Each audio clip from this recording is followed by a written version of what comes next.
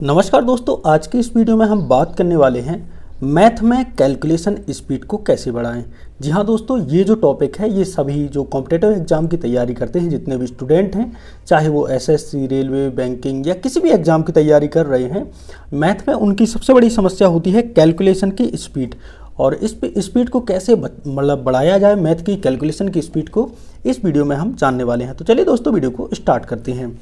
सबसे पहला हमारा पॉइंट है, कृपया कैलकुलेटर यूज ना करें। कई बार आपने एग्जाम में जब भी आप मॉक टेस्ट वगैरह देते होंगे तो वहाँ पे कुछ गुणा आ जाता है, जैसे आ गया 431 गुणा 243 या 234। तो इसमें आप क्या करते हो, इस गुणे को नहीं करते हो और इसमें आप कैलकुलेटर का इस्तेमाल करते हो। ये प्लीज़ ये नहीं करना है आपको, इससे आपका जो माइंड है, वो जो आपका दिमाग है, वह ब्लॉक होता है। ठीक है। और इसी प्रकार की जब आपको मेन परीक्षा होती है, मुख्य एग्ज़ाम जब आपका होता है, तो उसमें आपका माइंड काम नहीं करता है और आपको छोटे छोटे, ये तो थोड़ा बड़ा 3-3 अंकों का गुणा हो गया, लेकिन छोटे गुणा भी आपसे फिर नहीं बनते हैं। तो प्लीज़ यार दोस्तों, मैथ में कैलकुलेटर का जब भी आप मैथ के क्वेश्चन लगा रहे हो, कैलकुलेटर को ना करो, कैलकुलेटर का यूज बिल्कुल मत करना। ठीक है। तो कैलकुलेटर का यूज बिल्कुल मत करना।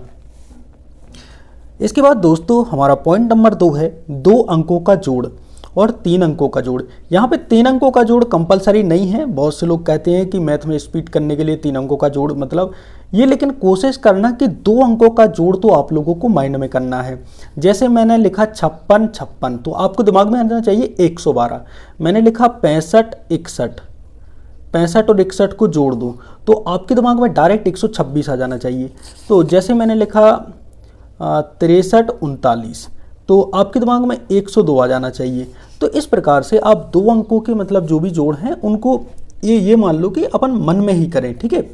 अच्छा, ये मैं ऐसे नहीं बोल रहा हूँ कि आपको याद होनी चाहिए। जैसे मैंने लिखा 71 और 84, तो आपको देखो यहाँ पे 71 और 84 मैंने लिखा है, तो इसको आपको मन में इस प्रकार से करना है, जैसे 1 4 5, तो इसको अपन को मन में ही लिख देना है, मन में। ठीक है। 5 और 8 7 15, तो यहाँ पे हासिल का कुछ नहीं था, तो यहाँ पे 155। ये मैं ऐसे बोल रहा हूँ, इसको आपको मन में करना है। ठीक है। और यहाँ पर हमारा दूसरा जो पॉइंट था वो डिस्कस हो गया है।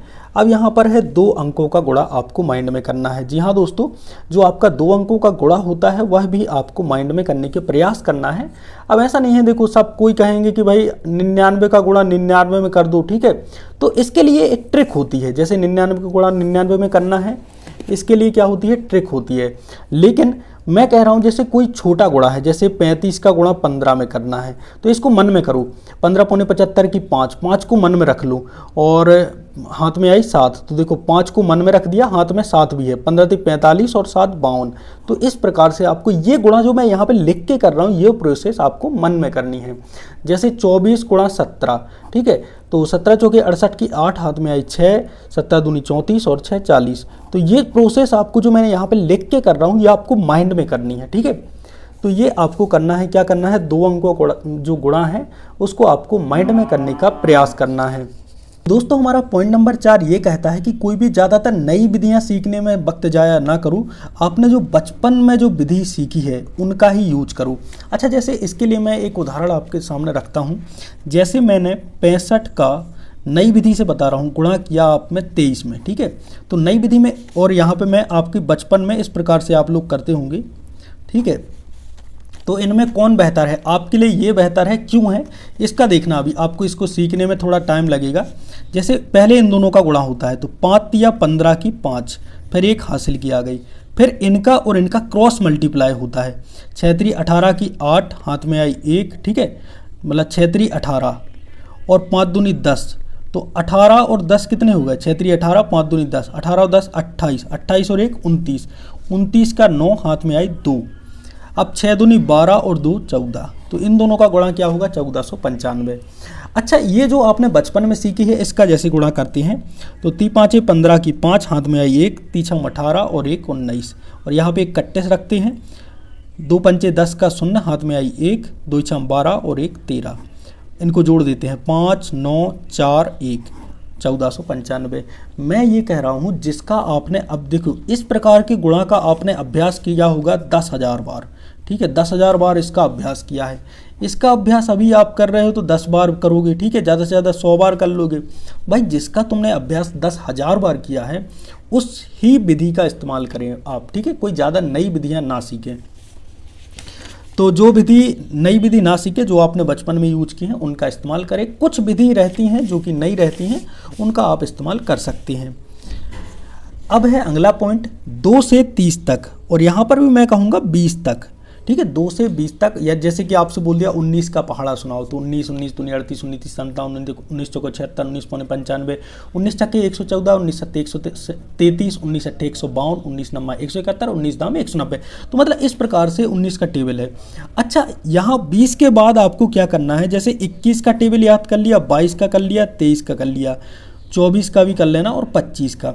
अब 26 का ज़्यादा इंपॉर्टेंट नहीं रहता है, 27 का 3 तक। जैसे 27 का देखो 3 तक कैसे, ये 27, 27 एकम 27, 27 दूनी 54 और 27 तिया 81, बस इतना इंपॉर्टेंट रहता है 27 की टेबल में, इससे आगे कुछ इंपॉर्टेंट नहीं रहता। ऐसे 28 का रहेगा, 28 दूनी 56, 28 तिया 84 और एक 29 का, 29 दूनी 58 और 29 तिया 87। ये 3 चीज़ें आपको दिमाग में रखनी है और ये 3 ही चीज़ें आपके लिए इंपॉर्टेंट रहती है। एक 37 का रहता है कभी कभी, मतलब ये भी एग्जाम में आता है, तो 37, 37 दूनी 74 और 37 तिया 111, ये 37 का मतलब टेबल है। और इनकी 3 तक याद करने, पूरा नहीं करना कि 37 छक्के क्या हो रहा है, 37 छक्के मतलब 222 होता है, लेकिन ये पूरा याद नहीं करना है, ठीक है। अब देखिए 1 से 30 तक वर्ग ये आपको करने होंगे, ठीक है। वर्ग निकालने की विधि मैं किसी एक वीडियो में लाऊंगा, वो बहुत छोटा सा वीडियो रहेगा और उसमें वर्ग निकालने की विधि आपको बता दूंगा, ठीक है। वैसे आपसे बन रही होगी और आपको रिकॉल करवा दूंगा। तो 1 से 30 तक वर्ग याद करना है। अब ऐसे वर्ग याद करना है जैसे कि आपसे कोई ने पूछा, जैसे मैं यहाँ लिख रहा हूँ, ठीक है। जैसे किसी ने पूछा 12 का वर्ग बताओ, तो सोचने में आपको टाइम नहीं, 144, ठीक है। जैसे किसी ने पूछा 15 का वर्ग बताओ, तो सोचने में टाइम नहीं, 225, ठीक है। जैसे कि कोई आपसे पूछे 19 का वर्ग बताओ, ठीक है, 361, ठीक है। तो ये आपको कम से कम 30 तक वर्ग याद होने चाहिए। जैसे कि कोई आपसे पूछे कि 25 का वर्ग क्या होता है, तो 625, ठीक है। तो ये चीज़ें आपको दिमाग में आनी चाहिए, ये आपके दिमाग में ये वर्ग याद होने चाहिए।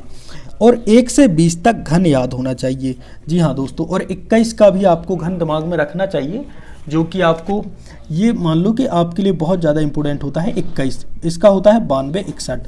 अच्छा, जैसे किसी ने पूछा कि 15 का घन बताओ, तो 33, 75, ठीक है, 33, 75 15 का जो घन है वह होता है। और जैसे किसी ने पूछा 16 का घन बताओ, तो 16 का घन 4096। तो इस प्रकार से आपको घन दिमाग में रखने चाहिए, ठीक है। 20 तक घन याद होने चाहिए। 11 का घन भी बहुत ज़्यादा आता है, तो 11 का होता है 1331। ये कुछ मतलब 20, ये आप ये मान लो 30 तक आपको वर्ग याद करने हैं और 20 तक घन याद करने हैं। इसके बाद 10 से 15 दिनों के लिए आपको मैथ जो वर्कआउट ऐप है वह अपने मोबाइल में डाउनलोड कर लेना है, उसका यूज करना है, ठीक है। ये आपका अंतिम चरण है और इसका यूज करेंगे तो आपकी जो कैलकुलेशन है सब बूस्ट हो जाएगा, आपको कोई टेंशन लेने की ज़रूरत नहीं है, ठीक है। बाकी दोस्तों, आई होप दोस्तों यहाँ पर मैंने आपको मैथ में कैलकुलेशन स्पीड कैसे बढ़ाए इस पर चर्चा की। मिलते हैं एक और नए वीडियो के साथ, आपको ये वीडियो अच्छा लगा होगा। बाकी मिलते हैं एक और नए वीडियो के साथ, तब तक के लिए thank you so much for everything.